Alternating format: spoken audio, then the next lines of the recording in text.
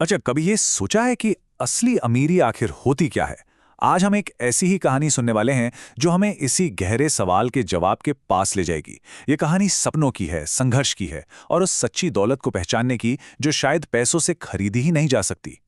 तो चलिए इसी सवाल को जरा मन में रखते हैं और आगे बढ़ते हैं।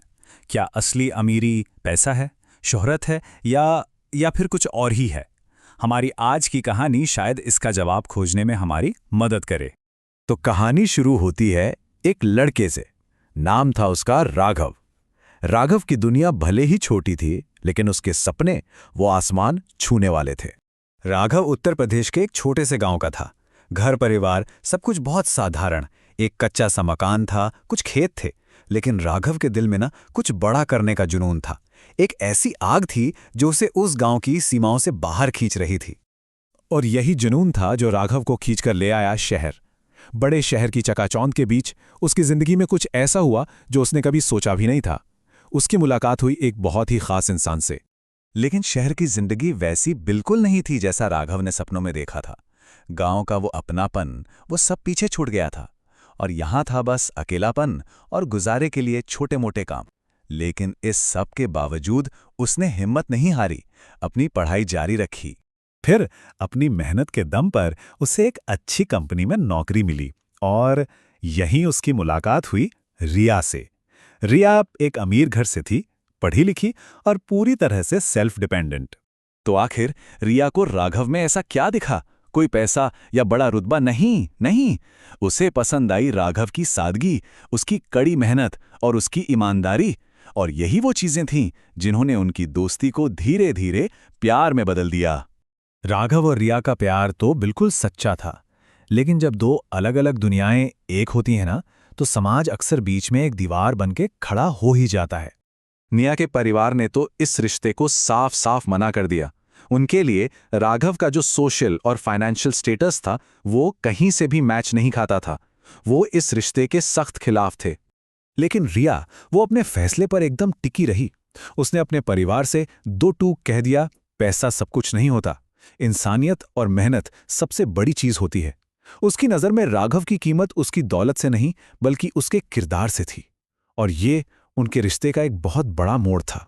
तो इतनी सब मुश्किलों के बाद आखिर दोनों ने शादी कर ही ली। शहर की भागदौड़ और इन सामाजिक दबावों से दूर राघव ने एक बड़ा फैसला लिया। एक ऐसा फैसला जिसने उनकी जिंदगी को एक नई दिशा दी, अपनी जड़ों की ओर लौटने का, अपने गांव वापस जाने का। राघव चाहता था कि रिया उसकी दुनिया को देखे, उस जगह को जहां से वो आया था, जहां से उसने सब कुछ शुरू किया था। और रिया ने भी प्यार से उसका हाथ थाम लिया और चलने को तैयार हो गई। अब देखिए, शुरू शुरू में तो रिया के लिए गांव की जिंदगी आसान नहीं थी। मतलब शहर वाली सुख सुविधाएं कहाँ थी, वहां मुश्किल तो था। लेकिन फिर धीरे धीरे उसने वहां की सादगी को, लोगों के अपनेपन को और उस मिट्टी की खुशबू को महसूस करना शुरू किया जो उसे शहर में कभी नहीं मिली थी।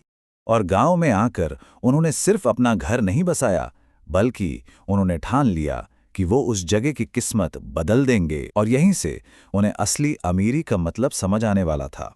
दोनों ने अपनी अपनी काबिलियत का इस्तेमाल किया। रिया पढ़ी लिखी थी तो उसने गांव के बच्चों का भविष्य संवारना शुरू किया, और राघव वो तो जमीन से जुड़ा था।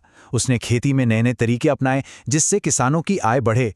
और देखते ही देखते सच में उनके छोटे छोटे प्रयासों से पूरे गांव की तस्वीर बदलने लगी। एक दिन जब रिया ने गांव के लोगों का वो प्यार देखा, अपनी मेहनत का नतीजा देखा, तो उसने राघव से कहा, मैंने शहर में बहुत पैसे देखे हैं, लेकिन असली अमीरी तो यहां है, इन लोगों के दिलों में, इस मिट्टी में। उस दिन उसने महसूस किया कि सच्ची दौलत बैंक बैलेंस में नहीं, बल्कि लोगों के दिलों और अपनी जमीन से जुड़े रहने में है।